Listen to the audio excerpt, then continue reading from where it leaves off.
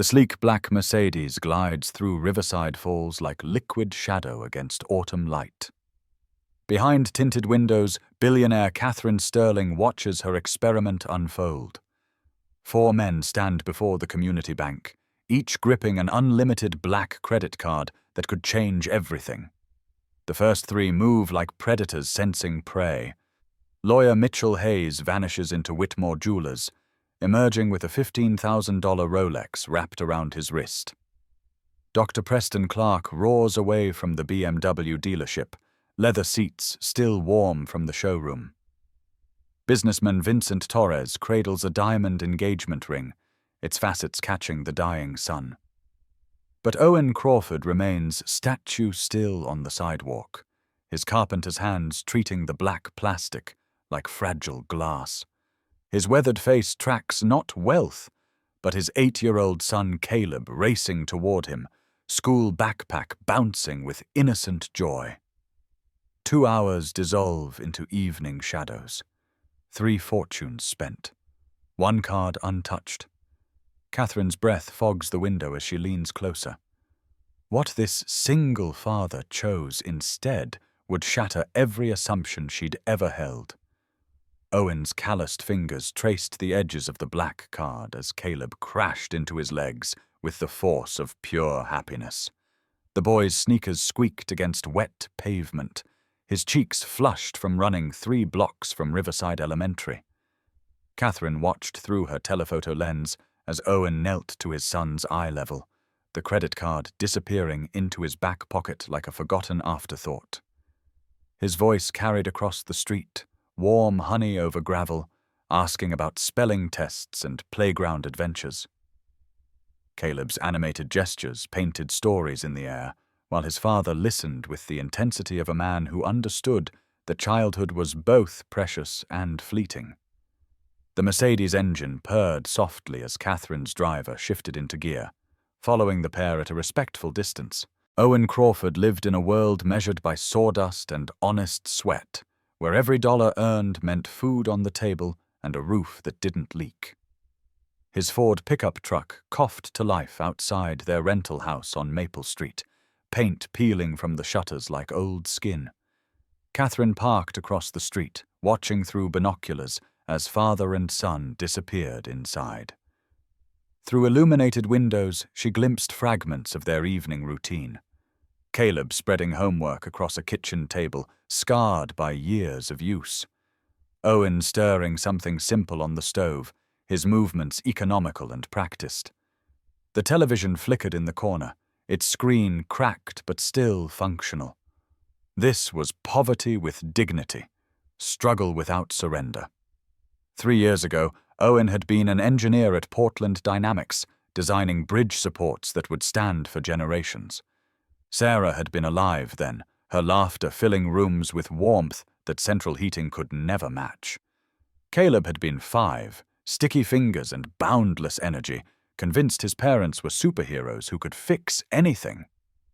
The accident changed everything in the space between one heartbeat and the next. Black ice on Interstate 84. A semi-truck driver who fell asleep at the wheel. Sarah's hand torn from Owen's as paramedics worked frantically in the ambulance. The funeral had been a blur of casseroles and condolences, but the silence afterward stretched like an ocean. Owen couldn't design bridges anymore when his own foundation had crumbled. The move to Riverside Falls was supposed to be temporary, just long enough to heal. 2 years later, temporary had become permanent. Katherine Sterling knew this story because she made it her business to know. Her private investigators had compiled a file thicker than most novels, documenting Owen's transformation from successful engineer to struggling craftsman. Bank statements showed a man living paycheck to paycheck, credit score hovering just above disaster. Medical bills from Sarah's final hospitalization still arrived monthly, each envelope a fresh reminder of loss. Yet somehow, Owen had never missed a single payment. He worked overtime at Miller's Hardware, built custom cabinets in his garage workshop, and still managed to attend every parent-teacher conference. The investigators called him financially vulnerable. Katherine called him fascinating. The next morning arrived with October's first frost-painting windows silver. Owen stood at his workbench, running his thumb along a piece of oak that would become someone else's kitchen cabinet. The wood grain told stories of seasons and storms. Each ring a year survived. His breath formed small clouds in the unheated garage as he measured twice and cut once, following the carpenter's creed that mistakes were expensive luxuries. The black credit card sat on the workbench like an accusation, catching morning light that filtered through cobwebs and old dreams.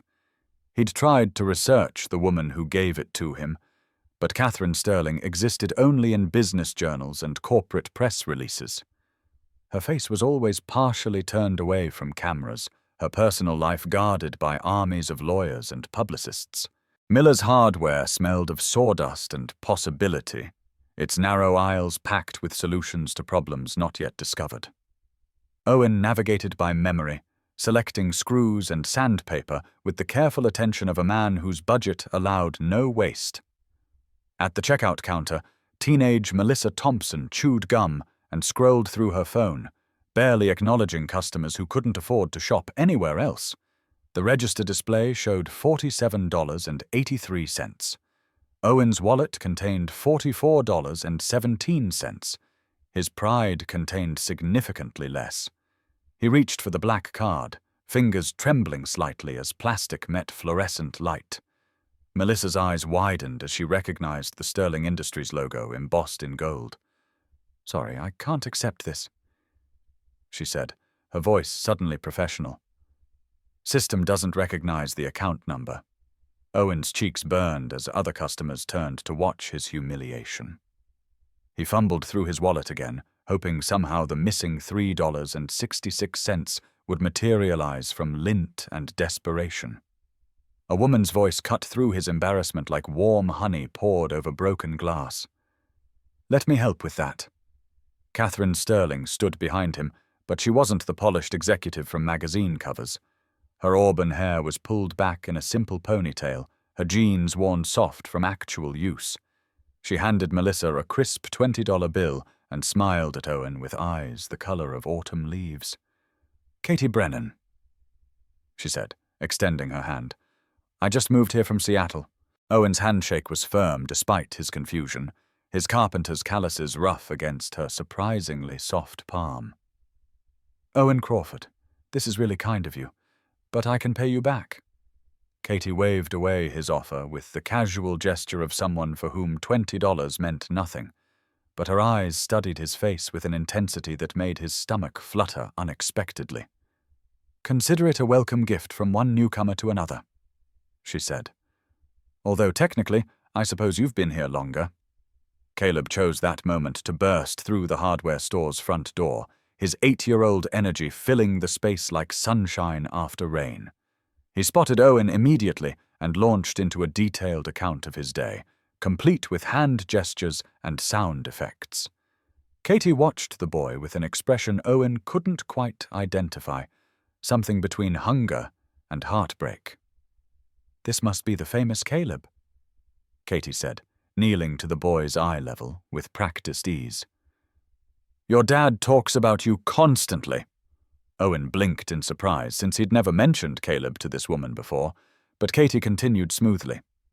"Mrs. Henderson told me all about the beautiful cabinet you're building for her kitchen.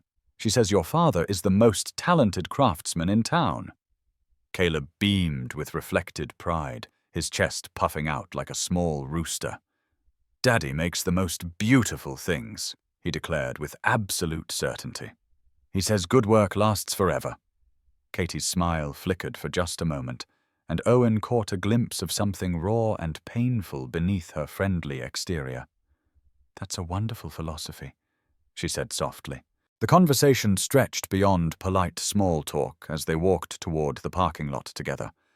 Katie asked about Owen's work with genuine interest, her questions revealing a surprising knowledge of woodworking techniques. She mentioned needing someone to renovate the kitchen in her new house, a Victorian on Elm Street that had been empty for months. Owen knew the property, had walked past it countless times during his evening runs through the historic district. The asking price was 3 times his annual income, but Katie discussed purchasing it with the casual tone most people reserved for buying groceries. She offered him the job on the spot, promising payment generous enough to make his head spin. Something about her eagerness felt off, like a puzzle piece forced into the wrong space. That evening, Owen sat on his front porch with a beer growing warm in his hand, watching Caleb practice skateboard tricks on the cracked driveway. The October air carried the smell of burning leaves and distant wood smoke, reminders that winter was approaching with its higher heating bills and increased grocery costs. The black credit card lay on the porch rail between them, catching starlight like a promise he wasn't sure he wanted to keep. His phone buzzed with a text from an unknown number. "Thank you for being kind to a stranger today. Looking forward to working together. Katie." Owen stared at the message until the screen went dark, then looked up at stars he couldn't afford to wish upon. Something about Katie Brennan didn't add up, but his bank account wasn't in a position to ask too many questions. Katie's house turned out to be a masterpiece of Victorian architecture wrapped in decades of benign neglect.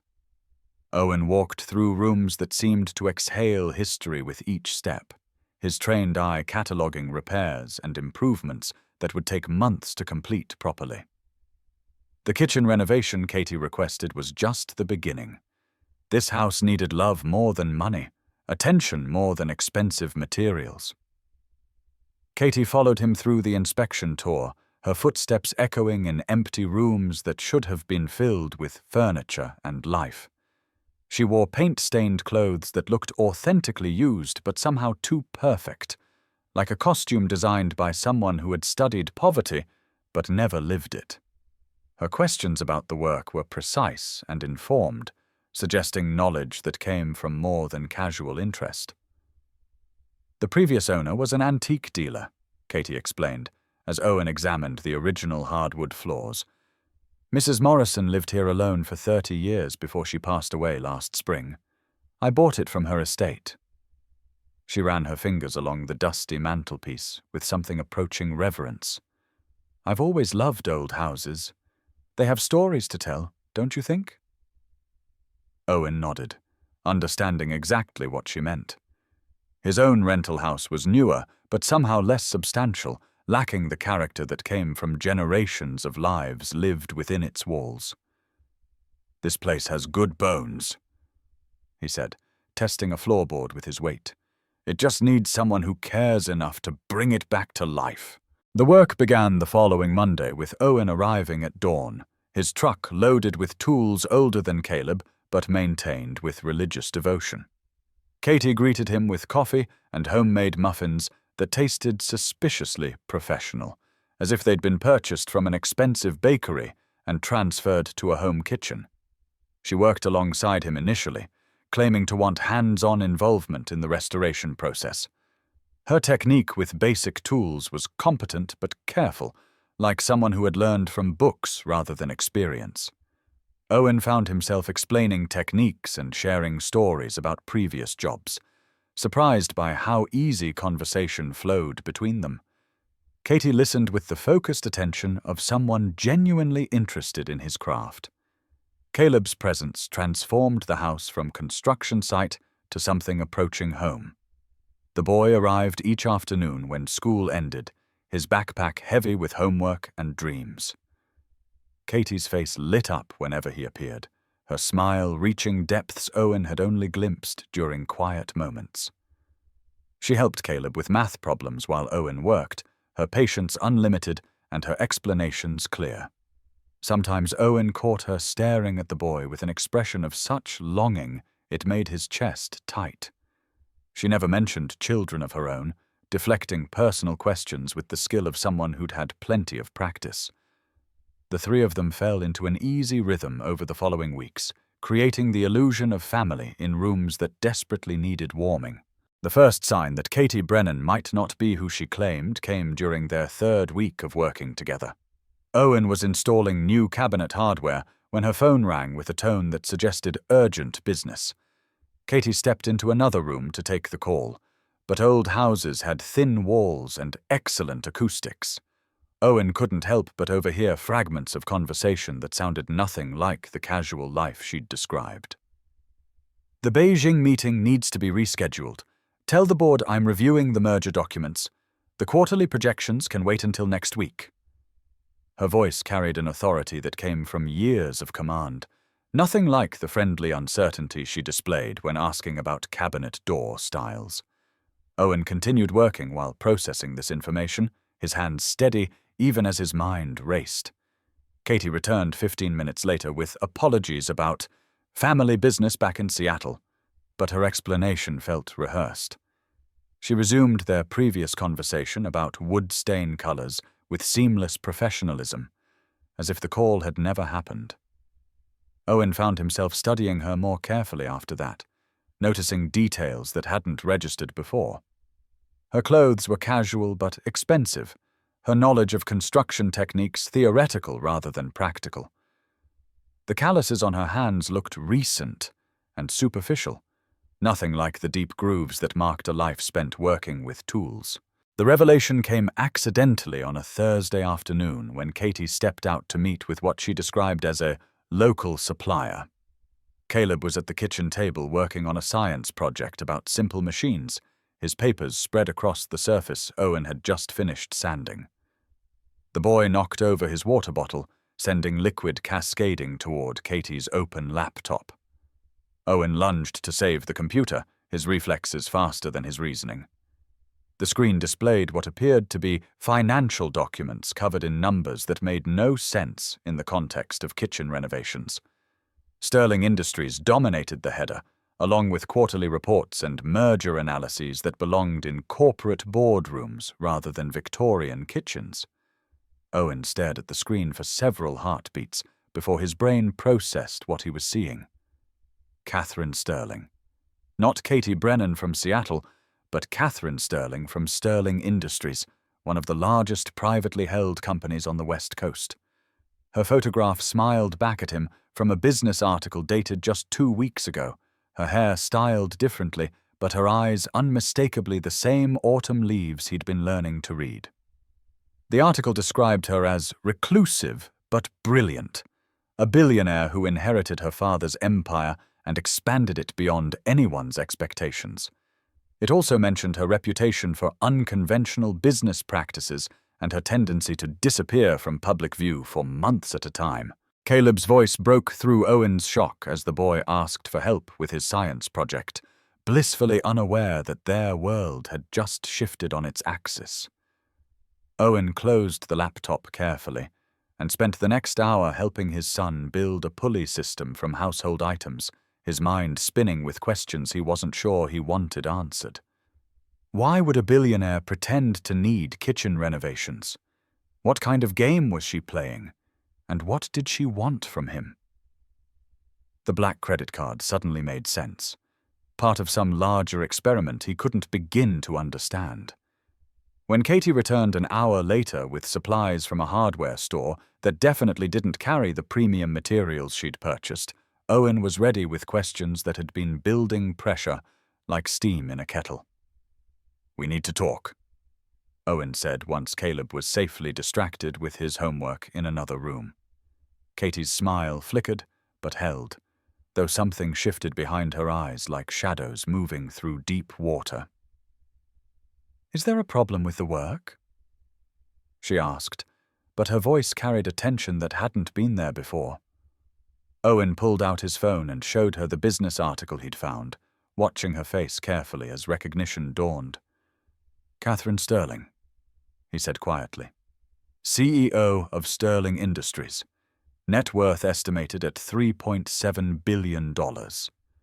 Katie's composure cracked like ice under pressure, her carefully maintained facade crumbling to reveal something raw and desperate underneath. The truth spilled out in fragments over the next hour, pieces of a puzzle that formed a picture Owen wished he'd never seen.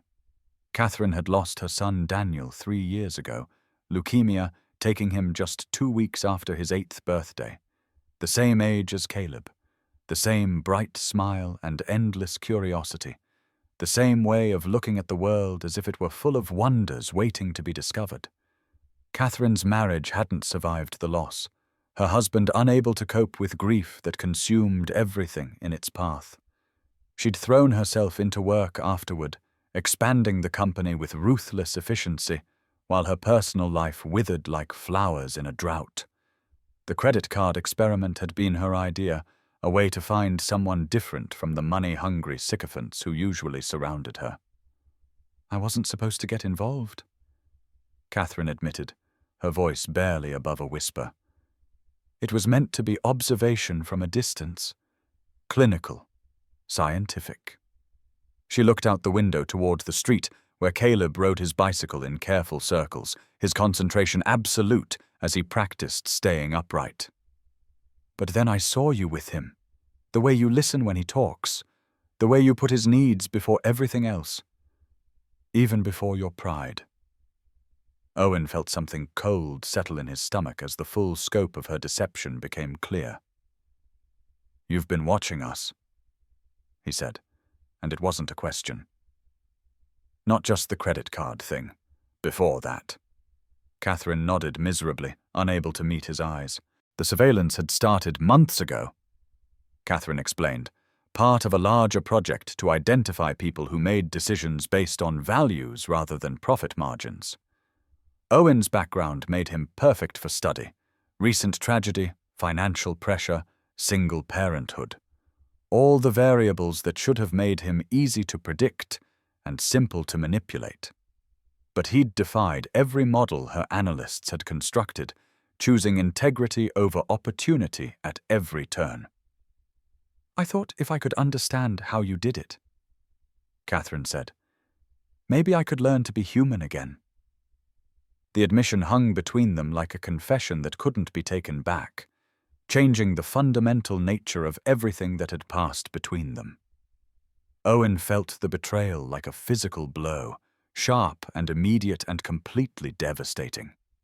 Every conversation, every shared moment, every time he'd begun to hope that maybe loneliness didn't have to be permanent, all of it contaminated by deception. "You used my son," he said, his voice deadly quiet in the way that meant real anger rather than mere irritation. "You used both of us for your emotional therapy project." Katherine flinched as if he'd struck her, tears beginning to track down her cheeks like rain on glass. "It wasn't supposed to happen like this," she repeated, but the words sounded hollow even to her own ears. "I never meant to care about you, either of you."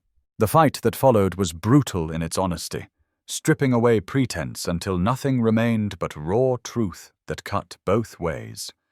Owen accused Katherine of treating them like laboratory specimens, of buying her way into their lives with money and lies. Katherine fired back that he was being self-righteous, that everyone had a price and his happened to be financial security for his son. She pointed out that he'd taken her money for the renovations without asking too many questions, that he'd been willing to overlook inconsistencies as long as the checks cleared. Both accusations contained enough truth to draw blood, leaving wounds that would take time to heal properly. "Get out," Owen said finally, his voice rough with exhaustion and disappointment.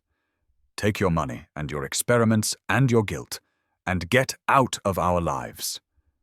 Katherine stood slowly, moving like someone much older than her 42 years. She gathered her laptop and purse with careful precision, her movements deliberate, as if she were afraid of breaking something else beyond repair.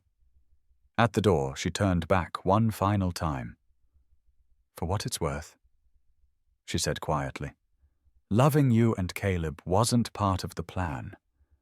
That was real." Owen's response was silence, watching through the window as her rental car disappeared down Elm Street like a mirage dissolving in desert heat. The aftermath felt like winter settling into his bones, cold and lasting and impossible to escape.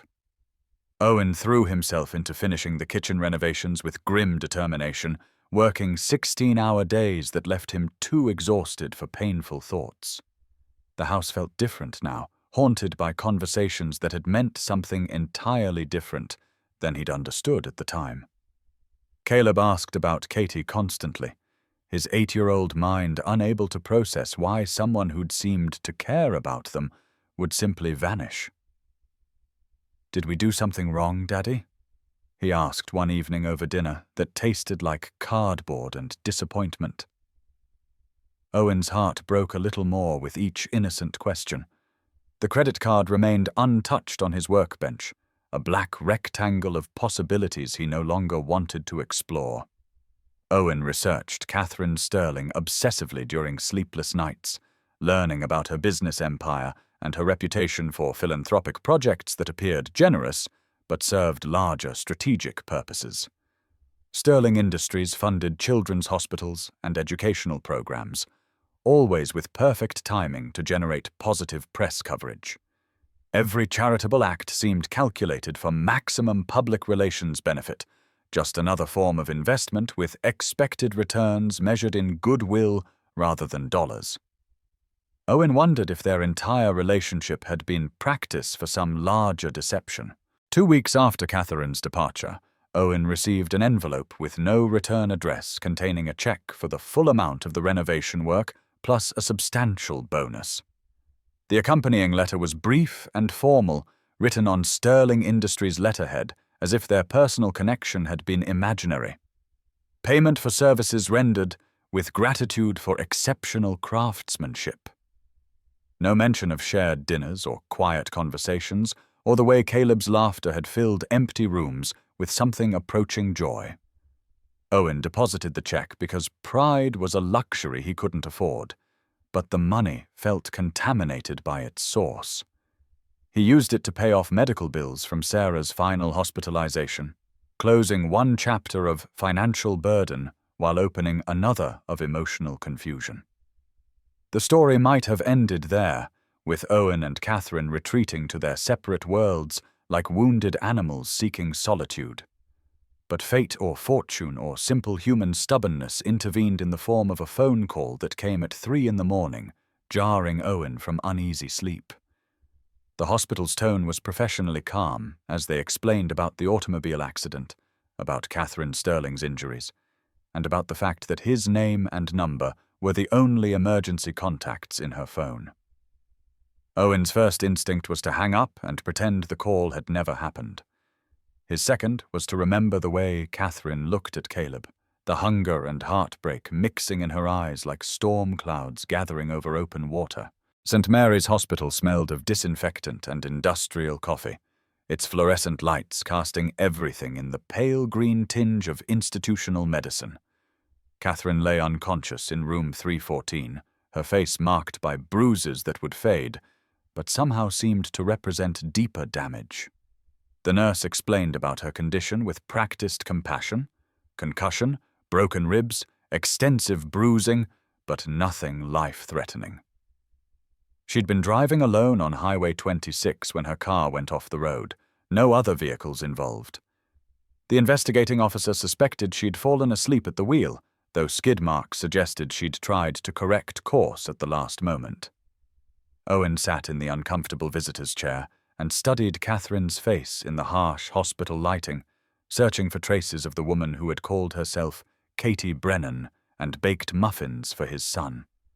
Without makeup and carefully styled hair, she looked younger and more vulnerable, like someone who carried too much weight on shoulders not designed for such burdens. Her breathing was steady, but shallow, each exhale seeming to push away dreams that might have been pleasant or terrible. A tablet on the bedside table showed dozens of missed calls and urgent messages from board members and executives who needed decisions only she could make. Even unconscious, Katherine Sterling was expected to be available for her empire's endless demands. She woke gradually, like someone swimming up from deep water toward distant light. Her eyes opened slowly, unfocused at first, then sharpening as consciousness returned in stages. Owen watched her remember where she was and why, saw the moment she recognized his presence and processed its implications. "You came," she whispered, her voice rough from the breathing tube they'd removed that morning. "I wasn't sure you would." Owen shifted in the uncomfortable chair, unsure himself why he'd driven 40 miles in the middle of the night to sit beside the bed of a woman who'd lied to him about everything important. "The nurse said you didn't have anyone else to call," Owen said, which was true, but not the whole truth. The complete truth was more complicated, involving the way grief created connections between people who understood loss in ways others couldn't. Katherine nodded carefully, wincing as the movement aggravated her injuries. "Richard would have come," she said, referring to her brother and business partner. "But he's in Hong Kong closing a deal that couldn't wait. The company doesn't stop for personal crises." Her tone carried bitter acceptance of priorities that put profit margins ahead of family obligations, a worldview Owen couldn't begin to understand. The conversation that followed was unlike any they'd shared during their weeks of deception and growing intimacy. Stripped of pretense by pain medication and emotional exhaustion, Katherine talked about her son Daniel with raw honesty that left both of them emotionally drained. He'd been diagnosed with acute lymphoblastic leukemia 2 weeks before his 8th birthday, the same cheerful child one day, and a patient facing mortality the next. The treatment had been aggressive and initially promising, filling their days with hospital visits and carefully managed hope. Katherine had put her business responsibilities aside to focus entirely on Daniel's care, sleeping in uncomfortable chairs and learning to read medical charts with the desperate expertise of a parent who couldn't accept powerlessness. "He was so brave," Katherine said, tears tracking down her bruised cheeks like rain on damaged glass. "Even at the end, when the pain was so bad he could barely speak, he kept trying to make us laugh. He said he didn't want us to be sad after he was gone." The memories poured out like water from a broken dam, years of suppressed grief finally finding expression in the antiseptic safety of a hospital room. Katherine described Daniel's funeral with devastating detail. The small white coffin, the children from his class who didn't understand why their friend wasn't coming back, the way silence had settled over their house like snow that never melted. Owen listened without interruption, recognizing the sacred nature of stories that had been locked away too long.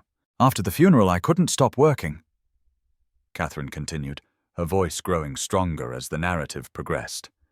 18-hour days, 7 days a week, anything to avoid going home to his empty room. My husband tried to grieve together, but I couldn't bear sharing the pain. It felt like betraying Daniel somehow, as if moving forward meant leaving him behind. The marriage had crumbled under the weight of incompatible grief process. 2 people who loved the same child but couldn't find their way back to loving each other. The divorce was finalized on what would have been Daniel's 10th birthday, adding legal paperwork to the stack of endings that defined Katherine's new reality. Owen found himself sharing memories of Sarah's death in return, the unexpected reciprocity of pain creating intimacy more honest than anything they'd experienced during their weeks of careful deception.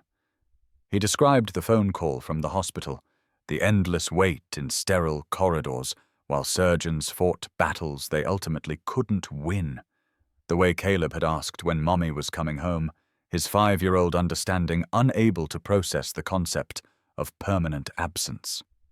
The first night Owen had tucked his son into bed alone, promising everything would be okay while having no idea how to make that promise true. Grief had its own language, and they were both fluent in its brutal vocabulary. I envied you," Katherine admitted as afternoon sunlight slanted through hospital windows, painting everything in shades of gold and shadow. "Watching you with Caleb, seeing how you'd managed to build something beautiful from something broken.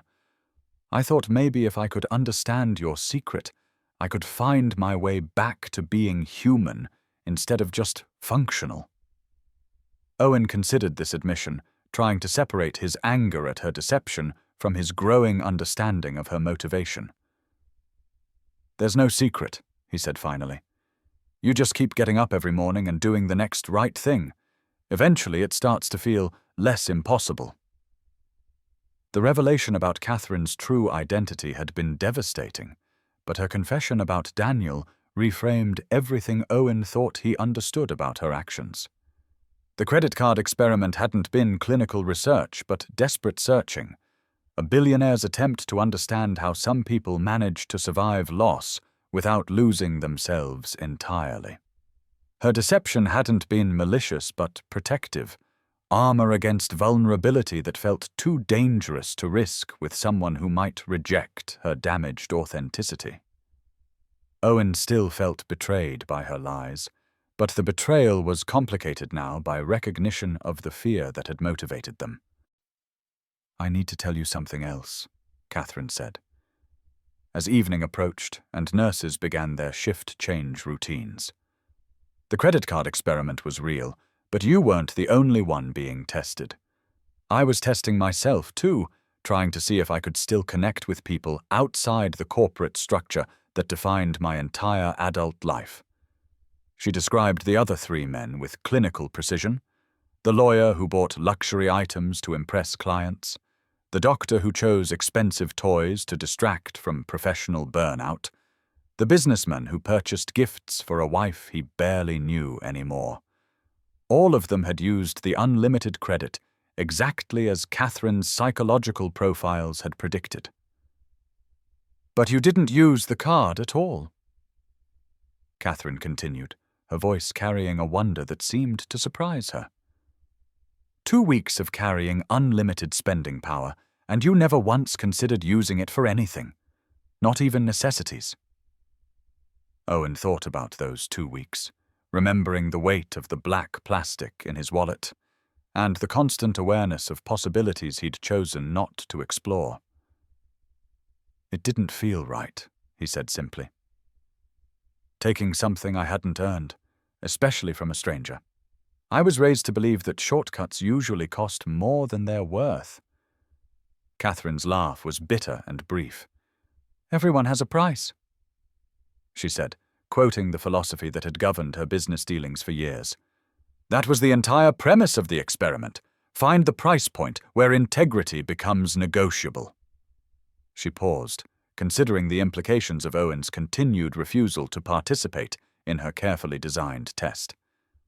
"You proved me wrong about human nature. I'm not sure whether to be grateful or terrified by that revelation." Owen understood her confusion, remembering his own surprise at discovering that some of his fundamental assumptions about the world might be incomplete or incorrect. The hospital discharged Katherine the following afternoon with instructions for rest and follow-up care that she immediately began planning to ignore. Owen found himself offering to drive her home despite their complicated history, unable to abandon someone so clearly alone despite her vast wealth and supposed army of employees. Katherine's penthouse apartment occupied the top 2 floors of Portland's most expensive building, its floor-to-ceiling windows offering views that money couldn't buy in smaller cities. The space was beautifully decorated and completely sterile, like a museum exhibit titled "How Billionaires Live," rather than someone's actual home. "Daniel's room is down the hall," Katherine said, noticing Owen's attention to family photographs that seemed strategically placed throughout the living area. "I haven't changed anything since he died. His clothes are still in the closet, his toys exactly where he left them." Owen recognized the preservation instinct, remembering his own inability to pack away Sarah's belongings for months after the funeral. Grief created shrines from everyday objects, transforming bedrooms into monuments that honored love while preventing healing. "Sometimes I go in there and read his favorite books out loud," Katherine continued, pretending he's still listening from somewhere. The admission was so raw and honest that Owen felt his anger dissolving despite his best efforts to maintain emotional distance. Katherine wasn't the calculating billionaire he'd imagined, but a broken mother who happened to have unlimited financial resources. Her wealth hadn't protected her from loss or provided shortcuts through the grieving process that everyone had to navigate alone. If anything, Money had made her isolation more complete by surrounding her with people who related to her bank account rather than her humanity. Owen found himself staying for dinner, ordering pizza like normal people while sitting in a dining room that probably cost more than his annual income. "I have a proposition," Katherine said as they finished eating, her voice carrying the careful neutrality of someone making a business presentation.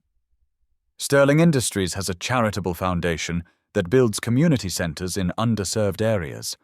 I'd like to fund a project in Riverside Falls, something that would benefit families like yours." Owen's skepticism must have shown on his face because Katherine quickly continued. "This wouldn't be charity disguised as business. It would be a legitimate community investment with your input on design and construction oversight. You'd be paid consultant wages, not charity rates." The offer was tempting in ways that went beyond financial considerations. Owen had seen Riverside Falls struggling with limited resources for youth programs and after-school activities that working parents desperately needed. A proper community center could provide safe spaces for children while their parents worked late shifts or attended night classes. But accepting Katherine's offer would mean continuing their complicated relationship, risking further emotional entanglement with someone whose motivations he still didn't fully understand. "Why?" he asked. "Why this project? Why now? Why me?" Katherine was quiet for a long moment, staring out at city lights that sparkled like distant stars. "Because Daniel wanted to help other kids," Katherine said finally, her voice soft with memory. "Even when he was sick, especially then, he talked about building places where children could play and learn and feel safe. He had this idea about a house where any kid could come if they needed somewhere to belong." She turned from the window to meet Owen's eyes directly. "I can write checks for existing charities, but I can't create something Daniel would have loved. That requires someone who understands what children actually need." The explanation rang true in ways that Katherine's earlier justifications hadn't, carrying the weight of genuine purpose rather than manufactured meaning. Owen agreed to consider the proposal, though he insisted on reviewing detailed plans and budgets before making any commitments. Katherine accepted his conditions without argument, arranging for architects and engineers to consult with him about community center designs that would serve Riverside Falls' specific needs. The project meetings were professional and focused, both of them carefully avoiding personal topics that might complicate their working relationship. But Owen couldn't help noticing how Katherine's face lit up when they discussed playground equipment and art rooms, spaces designed for the kind of childhood joy that Daniel would never experience, but might somehow honor through helping other children. Construction began 6 months later on a site donated by the city, with Owen serving as general contractor despite having no experience managing projects of such scope. Katherine remained in the background, providing funding and resources while allowing Owen complete creative control over design decisions. The building that emerged was beautiful in its simplicity, with natural materials and abundant windows that welcomed light and warmth. Local craftsmen contributed specialized skills, creating something that belonged to the community rather than imposed upon it by outside benefactors. The unofficial name became Daniel's House, though neither Owen nor Katherine discussed the designation that seemed to arise organically from workers and neighbors. The grand opening celebration took place on a Saturday in late spring, with families from throughout Riverside Falls gathering to explore the new facility. Children raced through art rooms and reading corners, while parents examined the industrial kitchen designed for community meals and cooking classes. Owen watched from the playground he'd designed with special attention to safety and accessibility, seeing Daniel's dream made manifest in the laughter and excitement of children who would benefit from resources they'd never had before. Katherine attended the ceremony quietly, staying in the background while Owen received credit for bringing the project to fruition. "He would have loved this," Katherine said, joining Owen on a bench overlooking the playground as afternoon sunlight painted everything in shades of gold and possibility. Her voice carried peace that Owen hadn't heard before, suggesting that building something positive from grief had provided healing that money alone couldn't purchase. They sat in comfortable silence for several minutes, watching children play with the unself-conscious joy that adults spent lifetimes trying to recapture. "Thank you," Katherine continued, "for helping me understand that moving forward doesn't mean leaving love behind." Owen nodded, understanding exactly what she meant, while recognizing that their own relationship would probably never progress beyond this moment of shared purpose and mutual respect. They had created something beautiful together, but the foundation had been built on deception and maintained through obligation rather than authentic choice. Katherine deserved to find healing that didn't depend on proximity to other people's family relationships, and Owen deserved connections that weren't complicated by guilt or gratitude. They were both good people who had tried to help each other in imperfect ways, learning important lessons about honesty and boundaries that would serve them better in future relationships. 6 months later, Owen received a postcard from Katherine postmarked from Switzerland, where she was attending a grief counseling retreat designed for parents who had lost children. The image showed mountains reflected in still water, peaceful and eternal and somehow hopeful. Her message was brief. "Learning to carry love instead of pain. Daniel's house remains the most important thing I've ever built. Thank you for showing me the difference between charity and love." Owen smiled and tucked the postcard into his toolbox next to other mementos from projects that had meant something beyond their immediate function. Caleb, now 9 years old and growing taller every day, asked occasionally about the nice lady who used to help with his homework in the big Victorian house.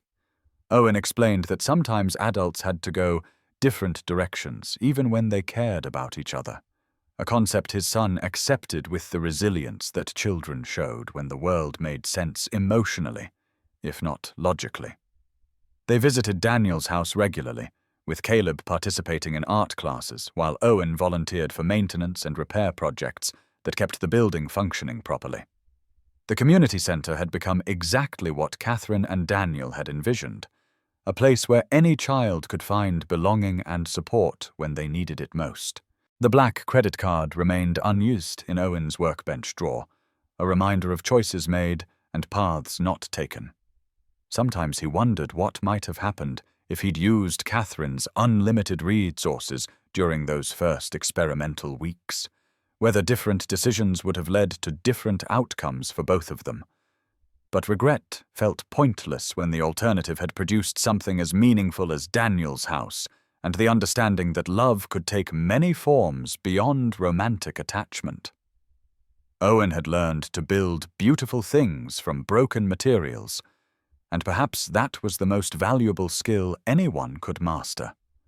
The story of what Owen Crawford bought with Katherine Sterling's black credit card wasn't about purchases or transactions, but about choosing integrity over convenience, authenticity over artificial connection, and healing over harm. He had bought nothing with her money but built something priceless with her resources, a legacy that honored lost love while nurturing future possibilities. Sometimes the most expensive gifts were the ones that cost nothing and gave everything, transforming both giver and receiver in ways that no amount of money could predict or purchase. In the end, Owen's choice to leave the credit card untouched had been worth more than anything he could have bought, proving that some values remained priceless in a world where everything else seemed to have a negotiable price.